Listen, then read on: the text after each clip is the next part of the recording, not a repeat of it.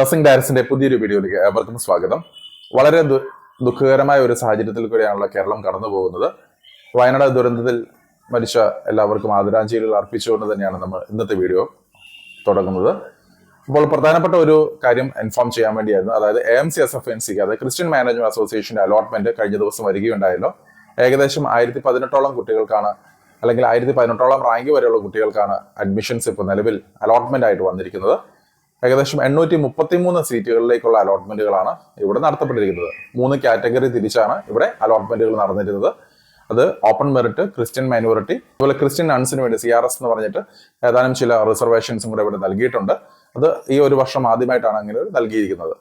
അപ്പോൾ നമ്മൾ നോക്കി കാണുമ്പോൾ ഏകദേശം 1018ഓളം ഏകദേശം ആ റാങ്കിലുള്ള കുട്ടികൾക്ക് വരെയാണ് അഡ്മിഷൻസ് ഇപ്പോൾ അലോട്ട്മെന്റ് ആയിട്ട് നൽകിയിരിക്കുന്നത്. അപ്പോൾ ജൂലൈ 31, അതായത് ഈ ഒരു ദിവസം മാത്രമാണ് നമുക്ക് അതിന്റെ ഫൈനൽ കൺഫർമേഷൻ നടത്തുവാനായിട്ട് സാധിക്കുക.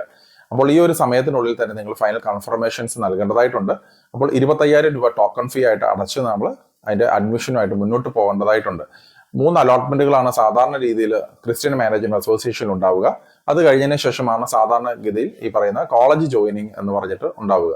ഇപ്പോൾ ഇവിടെ പറഞ്ഞിരിക്കുന്ന അനുസരിച്ച് ഓഗസ്റ്റ് മാസം തന്നെ, ഓഗസ്റ്റ് ഫസ്റ്റ് വീക്ക് തന്നെ കോളേജ് റിപ്പോർട്ടിംഗ് ടൈം പറഞ്ഞിട്ടുണ്ട്.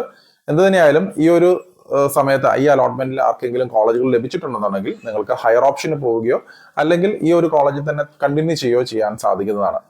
അപ്പോൾ നിങ്ങൾക്ക് ഹയർ ഓപ്ഷന് പോകണം താല്പര്യമുള്ള കുട്ടികൾക്ക്, അതായത് ഓൾറെഡി നിങ്ങൾ ഇപ്പം 8ാമത്തെ അല്ല 9ാമത്തെ ഒരു കോളേജാണ് നിങ്ങൾക്ക് ലഭിച്ചിരിക്കുന്നതെങ്കിൽ അതിന് മുകളിലേക്കുള്ള കോളേജുകളിലേക്ക് പോകാനുള്ള പോസിബിലിറ്റിയാണ് ഹയർ ഓപ്ഷൻ എന്നുകൊണ്ട് ഉദ്ദേശിക്കുന്നത്. അപ്പോൾ ഹയർ ഓപ്ഷന് പോകണമെന്നുണ്ടെന്നുണ്ടെങ്കിൽ നോ എന്ന് പറഞ്ഞാൽ, അത് വേറെ ചേഞ്ചസ് ഒന്നും വരുത്തണ്ട, നിങ്ങൾക്ക് ഹയർ ഓപ്ഷനിലേക്കുള്ള ആ ഒരു കോളേജ് ലിസ്റ്റ് തന്നെ കൊടുത്ത് നിങ്ങൾക്ക് ടോക്കൺ ഫീ ആയുള്ള 25,000 രൂപ അടച്ച് നിങ്ങൾക്ക് അടുത്ത അലോട്ട്മെന്റിന് വെയിറ്റ് ചെയ്യാവുന്നതാണ്. അഥവാ നിങ്ങൾക്ക് ഇപ്പോൾ ജോയിൻ ചെയ്ത കോളേജിൽ തന്നെയാണ് നിങ്ങൾ ജോയിൻ ചെയ്യാൻ താല്പര്യപ്പെടുന്നതെങ്കിൽ യെസ് എന്ന് പറഞ്ഞിട്ടുള്ള ബട്ടണിൽ അമർത്തി നിങ്ങൾക്ക് മുകളിലേക്കുള്ള ഓപ്ഷൻസ് എല്ലാം ഡിലീറ്റ് ചെയ്ത് കൊടുക്കേണ്ടതായിട്ടുണ്ട്. അങ്ങനെ വരുമ്പോൾ നിങ്ങൾക്ക് ഇപ്പോൾ ലഭിച്ചിരിക്കുന്ന കോളേജ് തന്നെയായിരിക്കും മുന്നോട്ട് വരുന്ന അലോട്ട്മെന്റുകളിലും ലഭിക്കുക.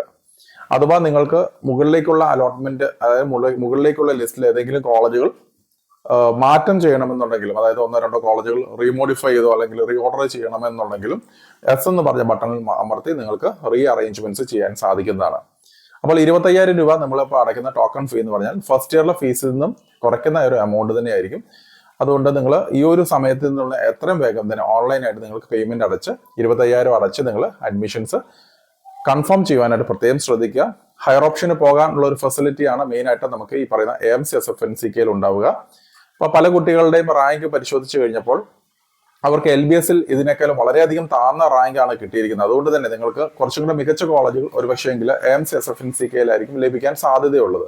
എന്ത് തന്നെയായാലും ഈ പറയുന്ന LBSന് അലോട്ട്മെന്റുകൾ വന്നു കഴിഞ്ഞതിന് ശേഷം നിങ്ങൾക്ക് ഫൈനൽ തീരുമാനങ്ങൾ എടുക്കാവുന്നതാണ്. വീണ്ടും എന്തെങ്കിലും കോളേജുകൾ, ഇതിലും മികച്ച കോളേജുകൾ നിങ്ങൾക്ക് LBS വഴി കിട്ടുകയാണെങ്കിൽ തീർച്ചയായിട്ടും നിങ്ങൾക്ക് ഇവിടുത്തെ അഡ്മിഷൻസ് ക്യാൻസൽ ചെയ്യാനുള്ള പ്രൊവിഷൻസും AMCSFNCKയിൽ നൽകാറുണ്ട്.